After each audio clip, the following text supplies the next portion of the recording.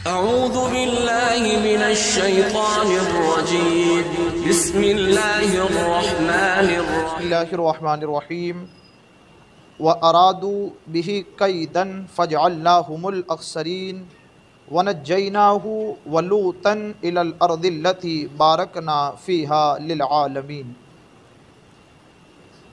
तो हज़रत इब्राहीम अलैहिस्सलाम को नमरूद ने जो आग जलाई थी उस आग में डाल दिया गया।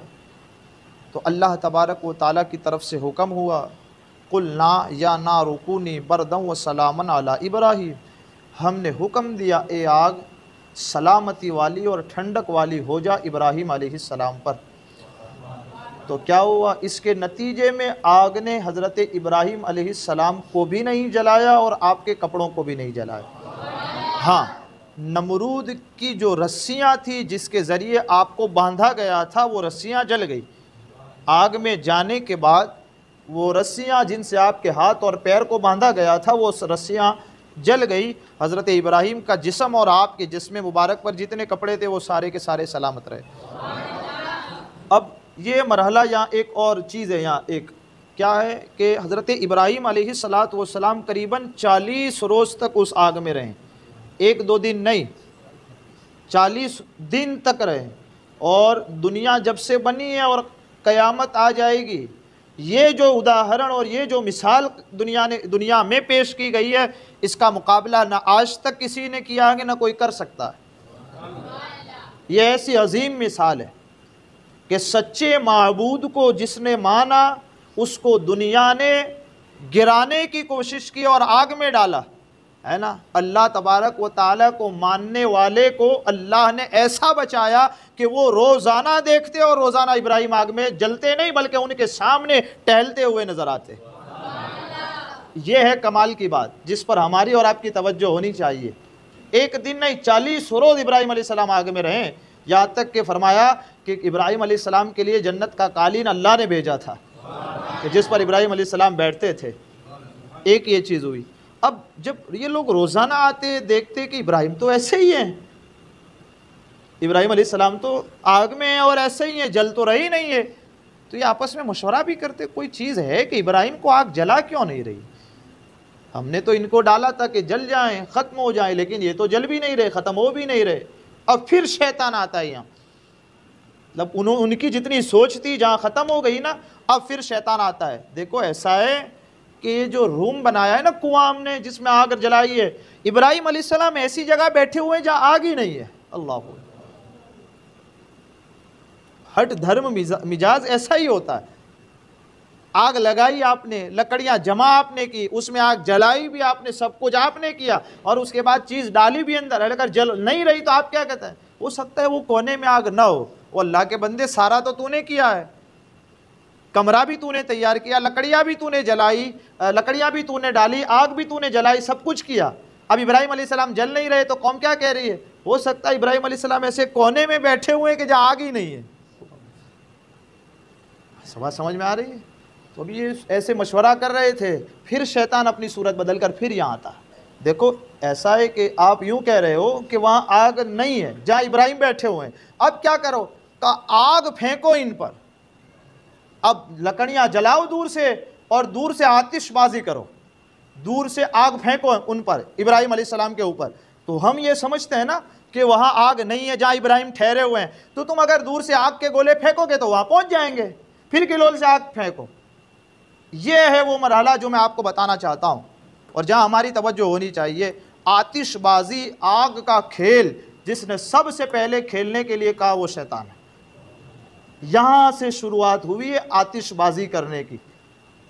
आग जलाना था, आग से खेलना नहीं था। मैं कोई अपनी तरफ से बात नहीं कर रहा हूँ कि मौलाना अपना मसला, नहीं नहीं नहीं। शैतान ने आतिशबाजी का तरीका सिखाया। ये जो मुंह में पेट्रोल डालकर लेते हैं और फिर उड़ाते हैं, ये आतिशबाजी का तरीका है। ये सारे तरीके शैतान के राइज किए हुए हैं, बहुत सारे इसमें, मतलब एक नहीं कहता मैं, बहुत सारे हैं। हर तरीका इसमें आ गया कि चाहे अब शिया कम्युनिटी हो, किसी भी तरह की कोई भी कम्युनिटी हो, अगर वो आतिशबाजी और आग का खेल खेल रहे हैं तो ये इसकी बुनियाद डालने वाला शैतान। और डाली किसके खिलाफ गई है, नबी के खिलाफ डाली गई। इब्राहीम अलैहिस्सलाम के खिलाफ। तो हमारे भी तो वो नबी हैं, तो जिस काम को हमारे नबी के साथ, जिसने हमारे नबी के साथ जो है उसको गिराने के लिए किया गया, हमें इस अमल से बचना चाहिए। ये बात थी, देखो आज आई तो हमने कह दिया आपके सामने कि आतिशबाजी का जो खेल शुरू हुआ आग का, ये सबसे पहले शैतान की तरफ से हुआ है। तो इस अमल से हमें और आपको बचना चाहिए।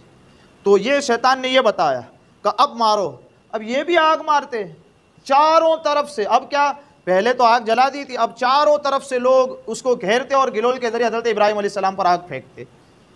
ये मरहला भी गुजर गया।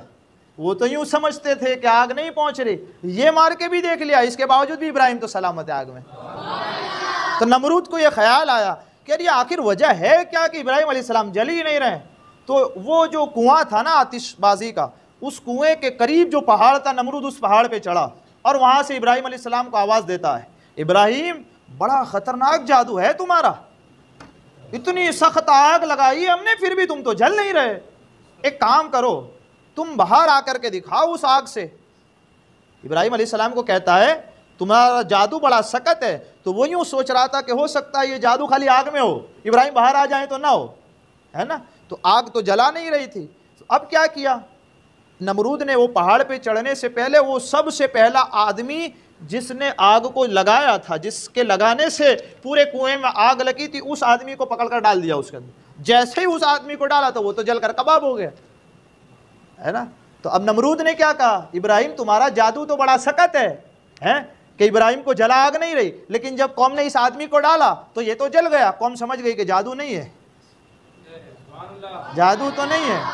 तो फिर आप इब्राहिम अलैहिस्सलाम को कहते इब्राहिम एक काम करो, जरा बाहर आके दिखाओ तुम आग से। इब्राहिम अलैहिस्सलाम बाहर आ गए, बाहर आ गए आग से। तो अब नमरूद के सामने, अब नमरूद से मुकालमा हो रहा है। अब नमरूद पूछ रहा है तुम्हारा जादू बड़ा सख्त है कि तुम तो बाहर आ गए, आग जल रही है और आग ने तुमको जलाया नहीं। हजरत इब्राहिम अलैहिस्सलाम कहते ये जादू नहीं, ये मेरे रब का फजल है कि उसने मुझे बचा लिया, मेरे रब का फजल है कि उसने मुझे बचा लिया। 40 दिन के बाद हजरत इब्राहिम अलैहिस्सलाम बाहर तशरीफ लाए। और अब क्या, अब है असल जुर्रत कि जो जिस कौम ने आपको बांध करके आग के अंदर डाला था, हज़रत इब्राहिम अलैहिस्सलाम 10 दिन तक उस शहर के अंदर रहे।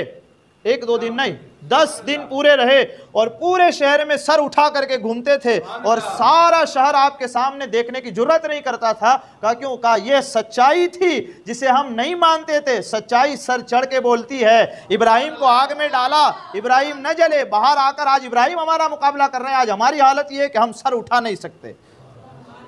कोई ऐसा नहीं था पूरे शहर के अंदर कि जो जुर्रत कर सकता था इब्राहिम अलैहिस्सलाम की तरफ देखने की। जो देखता वो अपने अंदर शर्मिंदा होता और कहता काश हमने इब्राहिम की बात मान ली होती तो आज हमारा यह हाल ना होता। अब इब्राहिम अलैहिस्सलाम को जलाने का जो सारा मामला इन्होंने किया था, अल्लाह इरशाद फरमाता है वारादू बिही कैदन फजअलनाहुमुल अखसरीन, और उन्होंने इब्राहिम के साथ बुरा सलूक करना चाहा, गलत रवैया इख्तियार करना चाहा, हमने उन्हें सबसे ज़्यादा नुकसान उठाने वाला बना दिया।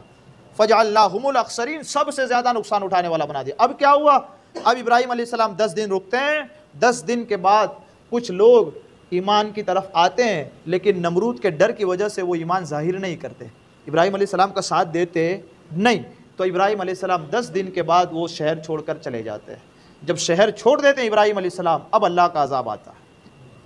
ये जब हज़रत इब्राहिम को डाला है ना, ये गौर, यहाँ भी एक बात गौर करने वाली, उस वक़्त नमरूद की उम्र है 400 साल, उसकी उम्र है 400 साल। और जब इब्राहिम अलैहिस्सलाम बस्ती छोड़कर चले गए ना, और जब नमरूद मरा इस दुनिया से तो 800 साल की उम्र थी। 400 साल पर उसने इब्राहिम अलैहिस्सलाम के साथ बुरा बर्ताव किया और उसके बाद भी अल्लाह ने 400 साल उसको ज़िंदा रखा ताकि दुनिया तमाशा देखे कि जो हमारे नबी की तालीम के साथ गलत काम करते हैं उन्हें अल्लाह कैसी सज़ा और कैसा अजाब देता। अब मच्छरों का अजाब आया पूरी नमरूद की कौम पर, मच्छरों का अजाब आया। कैसा मच्छरों का अजाब आया? पूरी कौम बीमार, कमज़ोर, उठने चलने फिरने बैठने हिलने डोलने किसी चीज़ की ताकत न रही। यहाँ तक कि मच्छरों ने उनके जिस्मों को ऐसा खाया कि चमड़ियाँ उनके हड्डों के साथ मिल चुकी थी।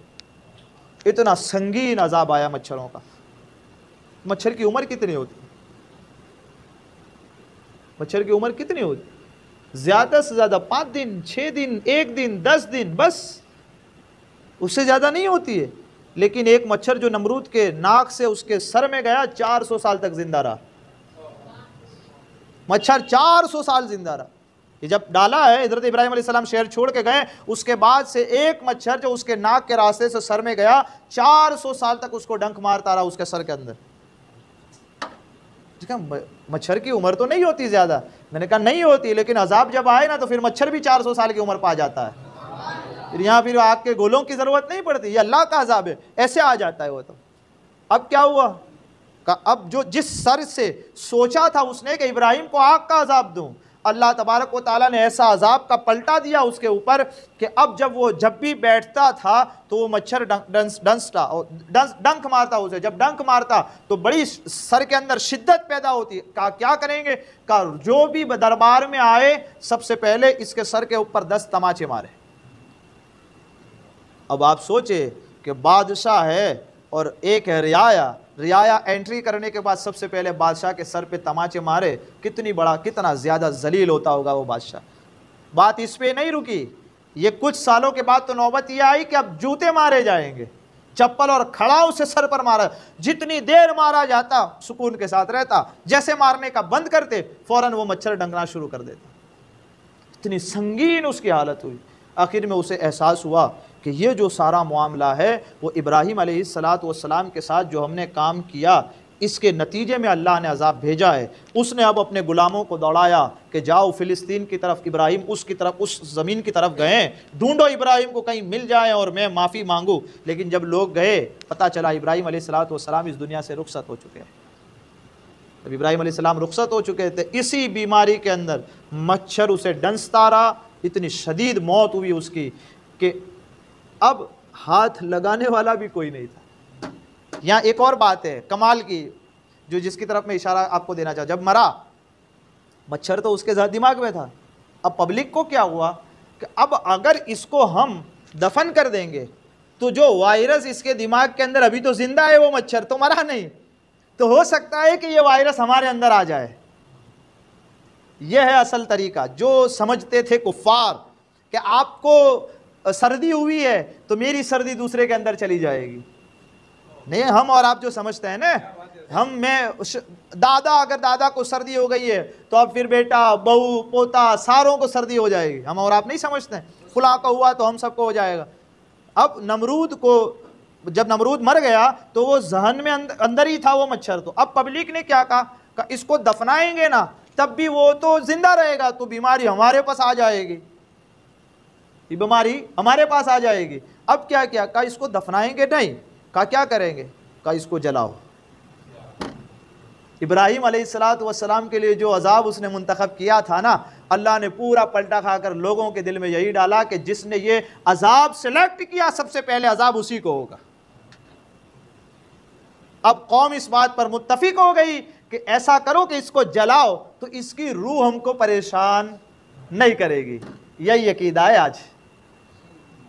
ये जो हमारे साथ रहते हैं, जो जलाते हैं, उनका अकीदा क्या है कि जलाओगे नहीं तो इसकी रूह परेशान करती रहेगी। ये सबसे पहला जिसको जलाया गया वो कोई और नहीं, वो नमरूद था। इसको अल्लाह तबारक व ताला के मुक़द्दस रसूल को जिसने जलाने की कोशिश की, अल्लाह तबारक व ताला ने उसी कौम के ज़रिए उस नमरूद को जलवा दिया, इसको जला दिया गया। यहाँ से इंसान को जलाने की शुरुआत हुई है और जो आज तक चल रही है। तो ये कुछ नहीं है कि बीमारियां लगती है, ये बीमारियां लगती नहीं है। अल्लाह जिसको चाहता है उसको हो जाती है और अल्लाह जिसको चाहता है उसको शिफा मिल जाती है। ये असल चीज़ ये है। ऐसा कुछ नहीं कि उसको हुआ तो मुझे हुआ तो उसको होगा, ये कभी नहीं। अगर उसको हुआ तो अल्लाह की मर्ज़ी से उसको हुआ। अब अगर वो मुश्तक आया है तो अल्लाह की मर्ज़ी से मुश्तक आया। अब अगर अल्लाह ने चाहा कि मेरे बाद किसी को ना हो तो किसी को नहीं होगा। अगर सबको हुआ तो सबको अल्लाह की मर्ज़ी से हुआ, किसी को नहीं हुआ तो अल्लाह की मर्ज़ी से किसी को नहीं हुआ। हमने देख लिया कि बहुत सारे डरने वाले कोरोना में हाथ ग्लव्स पहने हुए थे, वो भी चले गए। और वो लोग जो कुछ भी नहीं पहने थे जिंदा हैं, अभी भी जिंदा है, हमारे साथ हैं। जो अस्पतालों तक नहीं जाते थे वो चले गए। और जो अस्पताल में जाके गुस्ल दे के सब कुछ करा के दफन करा के आए आज भी मौजूद है ना। मिसाल है का बीमारियां लगती नहीं है। हाँ, जो ये सोच लेता है लग जाएगी लग जाएगी लग जाएगी, अब लग जाएगी, क्योंकि तेरा गुमान ही ऐसा था रब से कि हो जाए हो जाए हो जाए तो हो गई।